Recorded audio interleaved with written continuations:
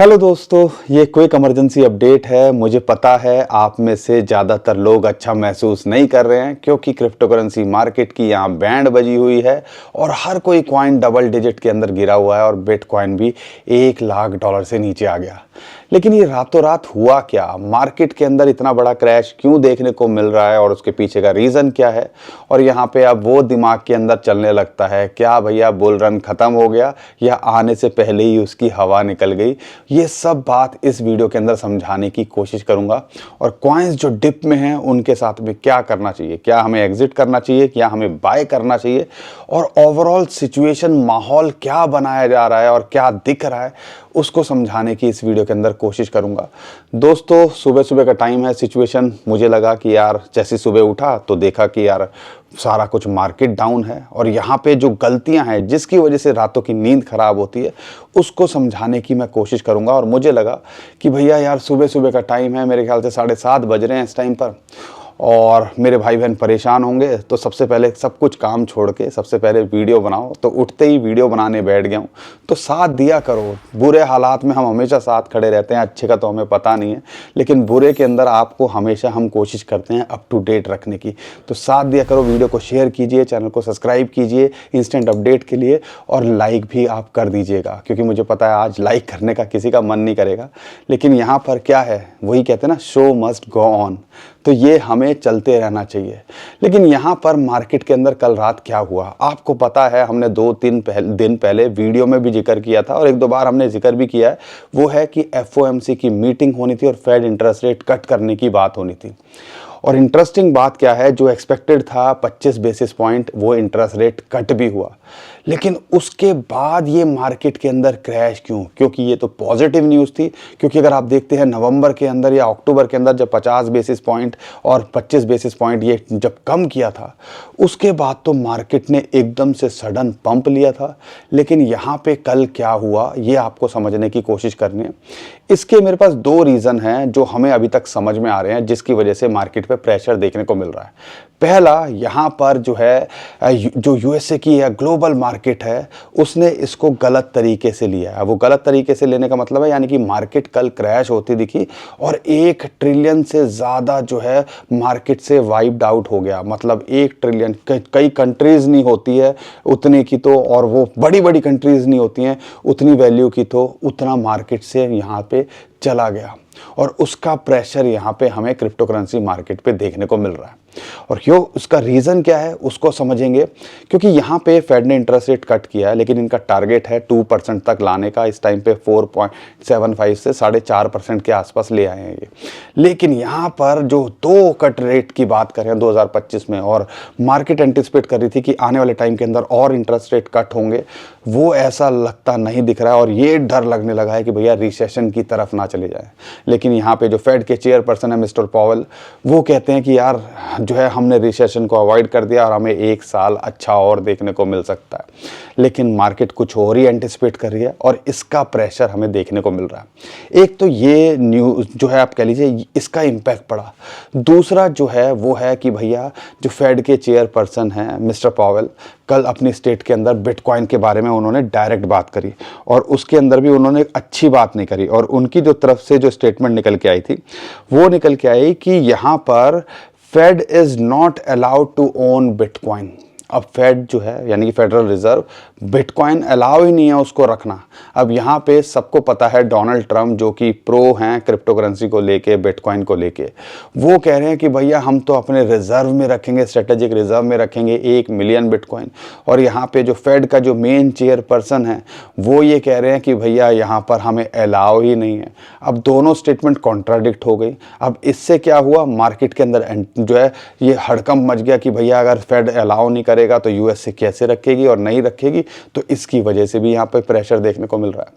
अब ये 2 बड़े रीज़न निकल के आ रहे हैं। और कल एक और जो रीज़न है, और ये समझिएगा एक्चुअल में हम समझते हैं गंदा है पर धंधा है। मार्केट के अंदर जो मैन्युपुलेटर्स बिग वेल्स हैं ये किसी को नहीं बख्शती। और यहाँ पर इनको भी पता है कि जो लिक्विडेशन है, यानी कि $1,05,000 $8,000 के जाने के बाद में जो इंपॉर्टेंट हाई लिवरेज जो ट्रेडर्स हैं उनकी जो, या आपके लिए बिग अगर लिक्विडेट करना है, एक्सचेंजेस को भी पता है, इंस्टीट्यूशंस को भी पता है, मैनिपुलेटर्स को भी पता है, 98 से $1,00,000 के नीचे लोगों ने बिड लगा रखी थी। आप कह लीजिए बहुत ज़्यादा यहाँ पर आप कह लीजिए अगर प्राइस आता तो बहुत सारे लोगों का बिलियंस ऑफ डॉलर के अंदर लिक्विडेट होता, और यही चीज़ अभी हमें होते दिख रही है। और इसी को लाके हमें उम्मीद है कि यहाँ से बहुत जल्दी ये बाउंस बैक कर जाएगा, लेकिन यहाँ लाके ये लिक्विडिटी हंट भी हुआ और लोगों का माल लूटा भी जाता है। ये भी एक चीज़ है जो हमें समझनी है। अब यहाँ पे पूरा का पूरा ये सब कुछ हो रहा है ना, इससे आपकी सेहत पे क्या असर पड़ रहा है इसको समझिएगा। एक होता है स्पॉट वाला, बेचारे ने कुछ पैसे लगाए हुए हैं, वो पोर्टफोलियो देखता है, उसको लगता है यार मेरे पास कॉइन्स तो हैं, लेकिन यहाँ पर मार्केट गिर रही है, 10-20% गिर गई है, उम्मीद करता हूँ आने वाले टाइम के अंदर ये रिकवर कर जाएगी। एक ये वाले माइंडसेट के होते हैं, ये स्पॉट वालों के साथ में होता है।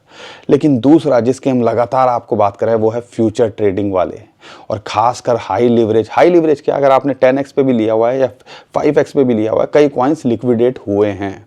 और यहाँ पर ये चीज़ आपको समझनी चाहिए, फ्यूचर ट्रेडिंग जितनी अच्छी लगती है उतनी अच्छी है नहीं, क्योंकि यहाँ पे ऐसे माल उड़ता है कि आपको आइडिया भी नहीं लगेगा कि आपका पोर्टफोलियो कब 0 बटा सन्नाटा हो गया। और बहुत सारे लोगों के साथ में कल भी हुआ है, बहुत सारे लोगों के साथ में बहुत बार हुआ है। इसलिए हम बोलते हैं हाई लीवरेज पे ट्रेड नहीं करना, और उतना करो कि जितना आप झेल सको, और ज़ीरो हो जाए तो भी आपकी सेहत पे असर ना पड़े। तो ये सारी पिक्चर है जो हमें फ़िलहाल अभी समझ में आ रही है। और बिटकॉइन ETF के अंदर भी कल सेलिंग प्रेशर देखने को मिला। ब्लैक रॉक का डाटा मेरे पास अभी नहीं आया है, उम्मीद करते हैं वो पॉजिटिव के अंदर है। अगर वो रेड में होगा तो हम कोई ज़्यादा शॉक नहीं होंगे कल के लिए, लेकिन ओवरऑल देखते हैं ज़्यादातर जो बिटकॉइन ETF वाले हैं उन्होंने भी कल सेलिंग करी, और इसकी वजह से हमें यहाँ मार्केट के अंदर प्रेशर देखने को मिल रहा है। अब एक बड़ा सवाल निकल के आता है, क्या ये लॉन्ग टर्म है या टेम्परेरी है? अब ये है जो है मेन सवाल। हमने बताया लिक्विडिटी हंट के लिए यहाँ पर ये किया गया, लेकिन जिस हिसाब से बाइंग हुई है और जिस हिसाब से आने वाले टाइम के अंदर हमें उम्मीद है कि यहाँ पर डोनाल्ड ट्रंप की और स्टेटमेंट या इसको काउंटर करते हुए स्टेटमेंट आ सकती है, तो अगर ऐसा होगा तो यहाँ से मार्केट पंप भी कर सकती है। लेकिन टेक्निकली अगर हम देखते हैं तो यहाँ पर 2-3 चीज़ें देखनी है। अगर ये डे कैंडल के अंदर जैसे अभी यहाँ पे आया है, इस क्विकली बाउंस हो जाता है और $1,00,000 के ऊपर पहुँच जाता है, तो कोई टेंशन की बात ही नहीं है। जब तक $1,00,000 के ऊपर है और यहाँ पे अगर ये मंथली कैंडल भी क्लोज कर देता है तो एक बड़ा बुलिश सिग्नल होगा। और आने वाले टाइम के अंदर हम ये देखते हैं जब भी मार्केट ऐसे पंप करती है तो इतनी उधेड़ बुन होती है ताकि लोगों को यहाँ पे माल या साइड किया जा सके, भैया तू हट जा, अब तो हट जा। तो ये कई बार होता है। लेकिन अगर यहाँ पर 90 से 93 $94,000 का एक सपोर्ट जोन है और एक इंपॉर्टेंट सपोर्ट 83 से $85,000 है, अगर यहाँ पे भी आ जाए और इसके ऊपर जब तक बना रहता है हमें कोई टेंशन लेने की ज़रूरत नहीं है। लेकिन अगर यहाँ से क्विकली बाउंस बैक कर जाता है और 1-2 दिन के अंदर रिकवरी देखने को मिलती है और दोबारा से नॉर्मल हो जाता है बिटकॉइन, क्योंकि बिटकॉइन की डोमिनेंस यहाँ बढ़ती दिख रही है, ऑल्ट कॉइन्स गिरते दिख रहे हैं, तो आप कह लीजिए कि अब भैया ये जो पूरा खेल था ना, ये सिर्फ मैन्युपुलेशन का खेल था, क्योंकि एक्सचेंजेस पे बिटकॉइन है नहीं, कहाँ से माल लाएंगे और कहाँ से खरीदेंगे। तो ऐसे ही प्रेशर बना के, क्योंकि आधे लोगों को लग रहा होगा अब तो भैया ख़त्म हो गया कहानी और फिर यहाँ से माल लूटा जाए।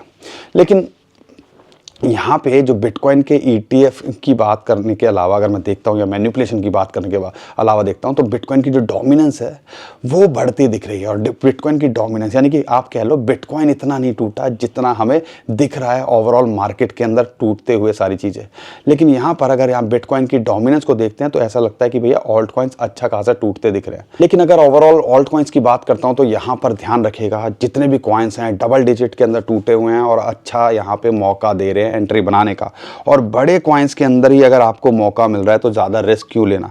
तो यहाँ पे मैं कुछ कॉइन्स आपके साथ में शेयर कर देता हूँ, उस पर आप फोकस कर सकते हो। उसमें से सबसे पहला है एप्टॉस, $11 के आसपास मिल रहा है, एक एंट्री बनाई जा सकती है। नियर के अंदर आप $5.5 के आसपास आ गया है कि यहाँ पर एक बड़ी अपॉर्चुनिटी है, इसने कुछ खास किया नहीं है तो आने वाले टाइम के अंदर पोटेंशियल रखता है।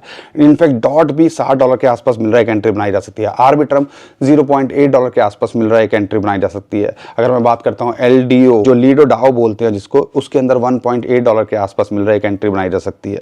और यहाँ पर BMAX हो गया $0.028 के आसपास मिल रहा है, एंट्री बनाई जा सकती है। और यहाँ पर अगर हम बात करते हैं इथेरियम को लेके $3500 के आसपास मिल रहा है, तो एक अच्छी अपॉर्चुनिटी दे रहा है। और एक एंट्री अगर आप देख रहे हो तो यहाँ पर 33.50 पे भी बनाई जा सकती है।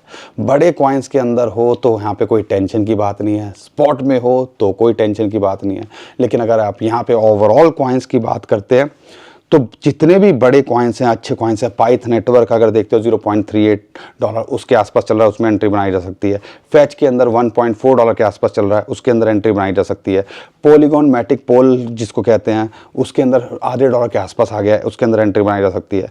इम्यूटेबल एक्स $1.5 के आसपास आ गया, एंट्री बनाई जा सकती है। तो ये जो सारे कॉइन्स हैं 10% टूटे हुए हैं, एक अपॉर्चुनिटी दे रहे हैं, क्योंकि यहाँ पे आप देखोगे अपने डिप से कुछ ज़्यादा खास बड़े नहीं थे, तो एक अपॉर्चुनिटी की तरह लिया जा सकता है। अब यहाँ पर ये सारी चीज़ें आपको देखनी है, हम कोई फाइनेंशियल एडवाइज़र नहीं है, लेकिन आपने वो चीज़ जो समझदारी दिखानी है, फ्यूचर में हाई लीवरेज से ट्रेडिंग नहीं करनी है, रिस्क उतना लेना है जितना आप झेल सको। अगर ये सब चीज़ करोगे तो यहाँ पे बिंदास रहोगे, चिल रहोगे। लेकिन अगर आपने यहाँ पर स्पॉट में रह के सोच रहे हो कि यहाँ पर ये क्या हुआ मेरे साथ में, तो ऐसा लगता है कहीं ना कहीं अगर अच्छे कॉइन में हो तो वो रिकवरी भी दिखाएंगे, और आने वाले टाइम के अंदर जो 2025 से एक्सपेक्ट किया जाता है एक बड़ा बुल रन देखने को मिल सकता है, वो भी होता दिखेगा। बाकी दोस्तों आज के लिए इतना ही था। मुझे लगा कि यार सिचुएशन बुरी है, सबसे पहले यही काम करूं, तो हो सकता है डाटा मैंने बहुत ज़्यादा एक्सप्लोर नहीं किया, जैसे कॉइन्स भी आपको जल्दी से बता दिए, क्योंकि मुझे लगा कि इंस्टेंटली अपडेट मिलनी चाहिए ताकि लोगों तक ये वीडियो पहुंचे और वो इसका फ़ायदा उठा सकें। और ज़्यादा डिटेल के लिए हम और वीडियो बनाएंगे, कोशिश करूँगा आने वाले कुछ घंटों के अंदर और वीडियो लेके आऊँ जिसके अंदर डिटेल में कुछ कॉइन्स जो डिप में है उसकी बात करूँ। तो चैनल को सब्सक्राइब कर लीजिएगा, वीडियो को लाइक और शेयर कर दीजिएगा। ट्विटर टेलीग्राम पे हमें फॉलो कर लीजिएगा इंस्टेंट अपडेट के लिए। नीचे डिस्क्रिप्शन में जो लिंक है उसे देखिएगा, बहुत सारे स्कैमर हमारे नाम से स्कैम करने की कोशिश कर रहे हैं, उससे भी आप बच पाओगे। अभी के लिए विदा लेता हूँ, खुश रहिए, मुस्कुराते रहिए और घबराइए मत। ठीक है, आपका दोस्त पंकज। थैंक यू, नमस्कार, धन्यवाद।